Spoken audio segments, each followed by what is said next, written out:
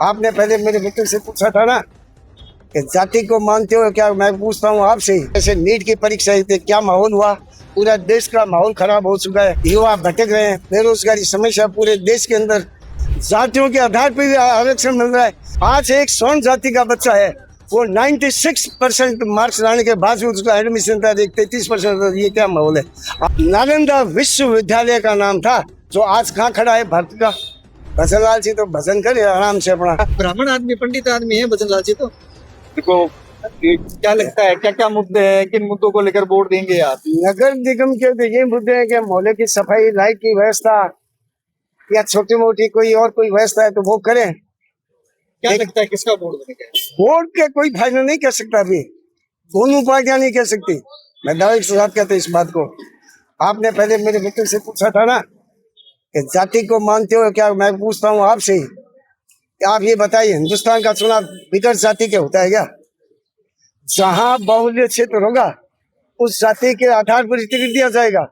उस व्यक्ति के आधार, व्यक्ति भी बहुत मूल्यवान है, क्योंकि व्यक्ति का आचरण क्या है, व्यक्ति का व्यवहार क्या है, ज्यादा वो डिपेंड करेगा इस चुनाव के अंदर, क्योंकि ये लोकल चुनाव है। और आप कितने लोगों से मिल चुके हैं, पार्टियों के बिगड़ निर्दलीय जो चुनाव लड़ता है वो तो अपनी ताकत से लड़ता है। बाकी जो ये चुनाव है पार्टियों पर ही निर्भर रहना पड़ेगा। दोनों एक सिक्के के पहलू हैं।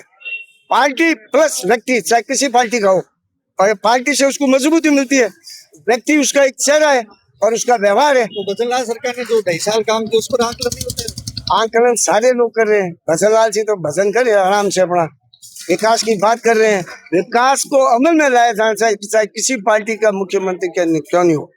क्योंकि विकास की जब हम बात करते हैं, आप मुझे ये बताइए कि भारत सरकार क्या विकास कर रही है, आम जनता के लिए क्या है। मैं ये पूछना चाहता हूँ, जैसे नीट की परीक्षा थी, क्या माहौल हुआ। पूरा देश का माहौल खराब हो चुका है, युवा भटक रहे हैं, बेरोजगारी समस्या पूरे देश के अंदर बाएं फैलाई हुई खड़ी हुई है। तो वो जो आज का नौजवान है वो किधर जाएगा फिर। ये जातियों बटा हुआ देश है। एक तरफ तो अपन बात करते हैं कि जाति नहीं दे, जातियों के आधार पर आरक्षण मिल रहा है। मैं ये कहना चाहता हूँ, आरक्षण दो, नीचे तबके के आदमी को हम उठाएं, ये हमारी व्यवस्था है। किसी की सरकार फंडामेंटल राइट्स है, हमारा मौलिक अधिकार है ये। लेकिन आप दूसरे व्यक्ति को भी विकास तो करने दो। आज मुझे बताइए कि ये जैसे ये आरक्षण का मुद्दा है, आज एक स्वर्ण जाति का बच्चा है, वो 96% मार्क्स लाने के बावजूद उसका एडमिशन था 33%। ये क्या माहौल है। आप जो क्रीम पोस्ट है, जैसे मैं आपको बताऊं, मेरी राय है ये व्यक्तिगत, तो जैसे IAS है, IPS है, नीट की परीक्षा है, उसमें आप योग्यता से आइए। जो हमारे गरीब तबके से है या कोई गरीब जाति से है तो उनको कुछ परसेंट देगा, लेकिन ये नहीं है कि एक 33% में आ जाए, एक 96% में रह जाए। ये मुझसे माहौल खराब होता है। हमारे भाई साहब ये कहना चाहते हैं कि आर्थिक दृष्टि पर आरक्षण होना चाहिए। आरक्षण जो है वो आर्थिक दृष्टि पर होना चाहिए, ना कि ये जो क्रीम लेयर लोग हैं इनको मिलता जा रही है, आगे बढ़ते जा रहे हैं। वास्तव में जो लोग पीछे रह गए नीचे, उनके हम ये नहीं कहते कि आरक्षण खत्म करो, आरक्षण दो आप, लेकिन उन लोगों को पढ़ाई के लिए सुविधा दो, उनको स्कूल दो, बसें दो, किताब दो, माहौल दो, बिल्डिंग दो। लेकिन ये क्या है, एक 30% का डॉक्टर बना रहे हो आप और एक मतलब 70% वाला रह रहा है, ये कोई बात व्यवस्था नहीं है। आप मिलकर आरक्षण हटा दो और सामान्य आदमी हो गया। क्या कहना है आपका?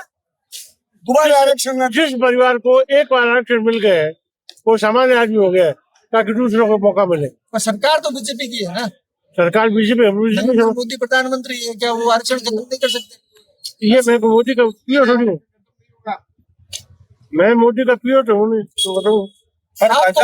मैंने अपनी भावनाओं को बता दी है कि एक दफा जिस आदमी को आरक्षण मिल गया, आप तो टिकट तो दो भैया। यूजीसी को लेकर क्या समझते हैं? यूजीसी को लेकर क्या समझते हैं? गलत है यूजीसी, एकदम यूजीसी तब तक गलत है जब तक ये नहीं होगा आरक्षण। क्या लगता नहीं है भाजपा को आरक्षण खत्म होगा तब यूजीसी का मजा है। तो आपको लगता है ना कहीं ना कहीं भाजपा को नुकसान होगा इस तरह का?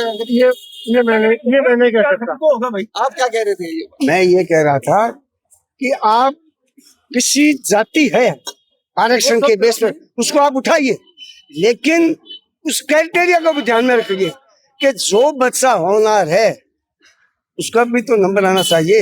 एक जो ये भाई साहब कह रहे थे ना कि एक व्यक्ति को आरक्षण का, उनका कहना है मतलब, जैसे मैं अभी शेड्यूल कास्ट या शेड्यूल ट्राइब से हूँ, मुझे एक मौका मिल गया तो सेकंड मौका नहीं मिलना चाहिए। ये बहुत चीज है और ये निर्णय तो सरकार करेगी। और सरकारों को अब क्या है, चाहे कोई सरकार आ जाए, आने वाले समय जो युवा वर्ग है ना, ये देश के अंदर बहुत बड़ा परिवर्तन करेगा। क्योंकि पढ़ाई तो इनकी अब पूरी दुनिया के अंदर शिक्षा का ही सबसे बड़ा एजेंडा खड़ा हुआ है कि पूरी दुनिया कोई जो राष्ट्र होगा तो सबसे पहली कड़ी उसकी होगी कि वो देश विकासशील तभी होगा जो उसकी शिक्षा ने। आज मैं एक बात बताऊं आपको, आज से प्राचीन हिंदुस्तान का वो इतिहास बता रहा हूं आपको जो सनातन टाइम से था। पूरी दुनिया के अंदर नालंदा विश्वविद्यालय का नाम था, जो आज कहाँ खड़ा है भारत का। ये हमने वोटों की राजनीति से और अपनी व्यक्तिगत लालसा से देश के वर्गीकरण कर दिया। बातें तो हम जातिवाद होना नहीं चाहिए, लेकिन मुझे ये बताए किसी कोई भी पार्टी क्यों नहीं हिंदुस्तान की बहुतायत में जो जाति की टिकट उसी को दिया जाता है, यह है या नहीं ये बताइए आप। उस पर भी विचार करो। ठीक है, बहुसंख्य है, उसको मौका दो। जो निम्न तबके का उसको भी मौका दो। मीटिंग में थोड़ा ज्यादातर आज जो ये पूरा देश नीट की परीक्षाएं चल रही है, नहीं तो बच्चों का हमारे देश के विकास का भविष्य है। तो ये अगर डिमोरलाइज होगा तो फिर देश तो अंधेरे में रहेगा। महंगाई को लेकर है 20 रुपए हो गई है। देखो मैं एक बात मुद्दे रहते हैं ना कभी। देखो, कोई भी पार्टी महंगाई के ऊपर बोल रही है। 56 से सीधे 62 रुपए किलो चीनी बिक रही है। गरीब आदमी का खाना था आलू, वो आज 20 रुपए किलो बन रहा है। सारे मीडिया ये बता रहे हैं आपका कि थालियां महंगी हो गई, लेकिन कोई पार्टी बोलती नहीं है। लेकिन ये भी मुद्दा है। लेकिन जब ये मुद्दा कब होगा, जब मेन चुनाव आएंगे ना विधायकों के एमपीओ के, उस समय क्या स्थिति होती है, माहौल वहां होगा। हम क्या है कि मेरे हिसाब से हिंदुस्तान के अंदर ना तो कोई पार्टियों की विचारधारा है और ना कोई और कोई व्यवस्था है। हम सिर्फ फ्लो में बैठे हैं। व्यक्ति आता है तो व्यक्ति के पीछे है, विचारधारा के नाम के बोल के कोई विचारधारा नहीं है। आज अगर ये बात होती तो बहुत समस्या हमारी समाधान हो सकता था। आपका क्या नाम है? मेरा नाम जवाहरलाल है। क्या लगता है इस बार क्या माहौल है, क्या मुद्दों को लेकर आप? देखो, निकायों के चुनाव है ना, उसमें और चुनावों से ज्यादा माहौल अच्छा रहता है। इसमें हर आदमी अपने वोट का उपयोग सदुपयोग करेगा और मोहल्ले में आदमी जो है ना वो खड़े होने की चेष्टा कर रहे हैं। मेरे हिसाब से उसी व्यक्ति को खड़ा होना चाहिए जो इस वार्ड में काम कर सके। इसके अलावा मेरे को शहर में कहते हैं कि शहर में जो तय करता है वो हवा वही रुख बदलती है। शहर वाले वो तो एमएलए के चुनाव में, निकायों के चुनाव में तो हर वार्ड की अलग अलग विधाएं होती है। बिल्कुल बिल्कुल। वोट बीजेपी का बनेगा। क्या लगता है किन मुद्दों को? नहीं, मेरे को तो लगता है कि वोट तो बीजेपी का बनेगा, क्योंकि सरकार बीजेपी की है, राजस्थान की केंद्र में बीजेपी है, इसलिए बीजेपी का बनेगा। इंजन की सरकार है, है? ट्रिपल इंजन की सरकार है। ट्रिपल इंजन की सरकार है, इसलिए वोट जो है ना वो बीजेपी का ही है। क्या मुद्दे हैं, क्या समस्या है, क्या सोच कर वोट करते हैं? हम लोग तो विकास के नाम पे वोट देते हैं। मोदी जी ने विकास किया है। मोहल्ले में विकास किसने करा है, कौन सी पार्टी ने करा है? क्योंकि हमारे यहाँ पिछले 2 सालों से बीजेपी का ही पार्षद है। पिछले 2 चुनाव से निकायों में बीजेपी का पार्षद है। इस बार भी लगता है कि वही टिकट लेके आएगा। आपके क्षेत्र में कोई समस्या नहीं है? समस्या तो है ही, समस्या का समाधान कर देता है जो विधायक है, वो जो पार्षद है ना, वो समस्या का समाधान तुरंत कर देता है।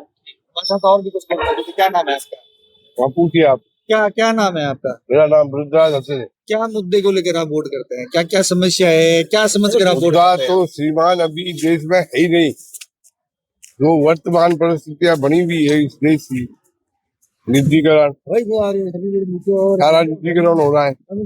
मैं आपको बताऊं कि कई डिपार्टमेंटों में नॉर्म्स बने हुए हैं कि इतने हॉर्स पावर की मोटर है, ये चलाएगा, इसके साथ में ये कर्मचारी, ये जो लाइन लीकेज का काम होता है।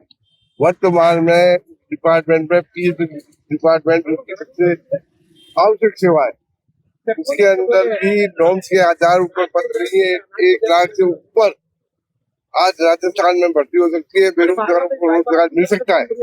लेकिन सरकार की जो ये नीति है कि निजीकरण करो और निजीकरण करो, इसका एक उदाहरण मैं आपको बताऊं कि ये जो सैटेलाइट ये अपने पीपीएम हॉस्पिटल के अंदर काम करने वाले कर्मचारी है, बनना चाहे जो कंपनी बनी हुई थी, कंपनी बन गई, कर्मचारियों को 8-8 महीने से वेतन नहीं मिला।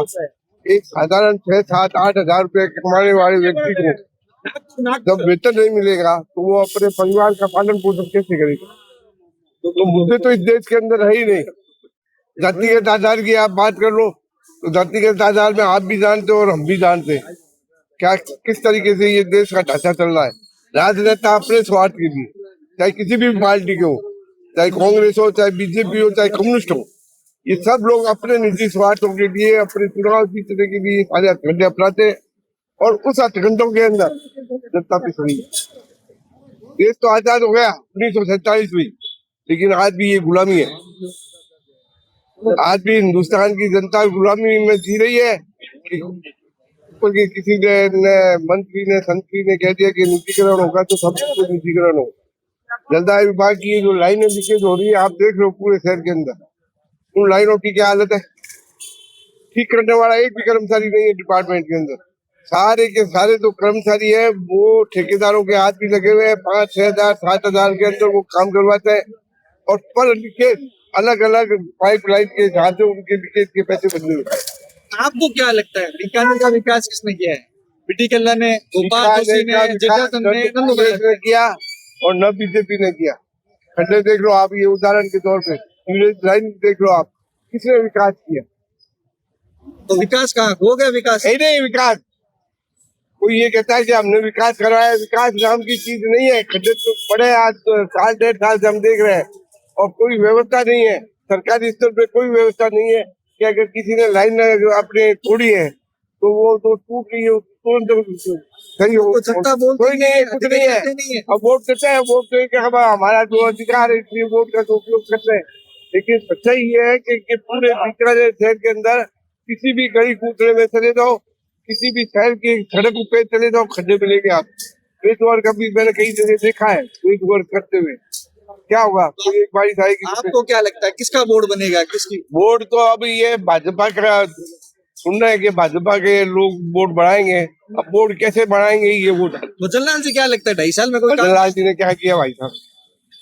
भजनलाल जी तो ऊपर से पट्टी से मुख्यमंत्री बने हुए।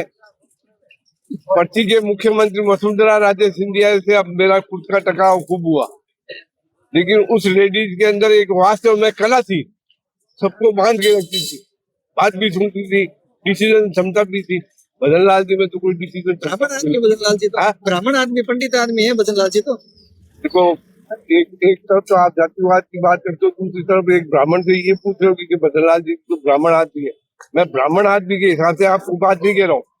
ब्राह्मण आदमी बहुत अच्छे हैं वो हमारे क्या, लेकिन आप एक पूछ रहे हो किसी तो उस हिसाब से मैं आपको जवाब दे रहा हूँ।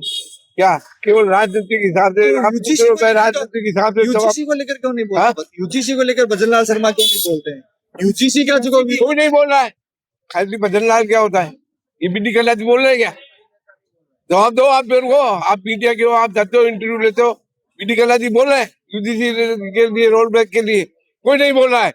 कोई भी राजनीतिक पार्टी और कोई भी संस्था, चाहे कोई भी हो, XYZ, मैं शंकर समझू को ये बड़े गर्व के साथ मैं कहता हूँ, तो मैं शंकर समझू। लेकिन इस विषय में समूह की भी कोई स्पष्ट नीति नहीं है। हालत हो रही है बच्चों की खराब। मेरा खुद का भतीजा IPS अधिकारी बना अभी ये 2000 से, और फिल्में रैंक थी उसकी, फिल्में 96 कम नहीं थी है, लेकिन मेरे भतीजों को IPS बनाए, IAS नहीं पढ़ा। आज आरक्षण मिलता तो लाभ होता है, आरक्षण नहीं होता तो लाभ मिलता उसको। वो वरिष्ठता के आधार से आता, उसने मेहनत की, लेकिन उस मेहनत का उस बच्चे को कोई फल नहीं मिला। दुख होता है कहीं ना कहीं। हाँ, दुख होता है कहीं। दुख होता है। दुख क्यों नहीं होता है? दुख तो अगर हमारे पड़ोस के अंदर भी कोई बच्चा है, चाहे किसी भी जाति और धर्म का है, अगर वो भी अगर इंटेलिजेंट है, उसके लिए आपको क्या लगता है कौन सी सरकार इन आरक्षण? सरकारें तो ये कोई भी आरक्षण समाप्त नहीं कर सकती है और न करेगी। क्या चाहे बीजेपी आ तो कांग्रेस, आरक्षण पर कुछ नहीं होगा। जैन जी क्या सोचता है? जैन अल्फा आ गया, जैन जी आ गया, किस तरह अभी? कुछ नहीं है, ये फर्जीवाड़ा है और कुछ नहीं है। जनता को गुमराह करना है। महंगाई बढ़ रही है, महंगाई की हालत खराब हो रखी है। 70 रुपया चीनी हो गई, तेल बढ़ गया, कुछ नहीं है, तो उनको गुमराह कर रहे हैं ऊपर वाले सारे। तो देश का तो हम भविष्य है, लेकिन क्या करें? रोजगार को लेकर क्या? रोजगार भी है नहीं, कहाँ है रोजगार? नौकरियां खत्म कर दी, बिल्कुल भी नौकरियां नहीं है। मोदी जी तो कहते हैं 5-5 लाख। कहाँ है मोदी? कहाँ दिए? कुछ नहीं दिया मोदी जी ने। मोदी जी दे रहे हैं बम्बे, हम ले रहे हैं। ये नींबू रस की गोली हम ले रहे हैं मोदी जी की। तो फिर क्या लगता है अगर ऐसे हालात हो तो सरकार बीजेपी को तो- वोट नहीं देंगे? वोट तो नहीं देंगे, वोट हम देंगे अपने विचारधारा वाले जो हैं काम करेंगे उनको ही देंगे। जैसे पार्टी जरूरी नहीं। पार्टी जरूरी नहीं, जो काम करेगा उसको- काम करेगा उनको देंगे, जो हमारी सुनेगा, जनता की सुनेगा, हम उनकी देंगे। इन 5 सालों में तो अब देख लो 2.5 साल हो गया जेठालाल ने कहा कुछ नहीं, 2.5 साल हो गए बीजेपी उन्होंने वादा किया था मैं आपके हर वार्ड में आऊंगा, आए नहीं, हमारे वार्ड में आए नहीं एक बार भी। उन्होंने तो घोषणा करके घोषणा की लेकिन वार्ड में एक बार भी नहीं है हमारे। ऐसे आते हैं बैठते हैं वो एक अलग बात है, बाकी पार्टी को लेके कभी व्यक्तिगत कभी आए नहीं, अधिकारी को लेकर अधिकारी कभी नहीं आए, दुख सुख नहीं सुना है। कभी नहीं सुना।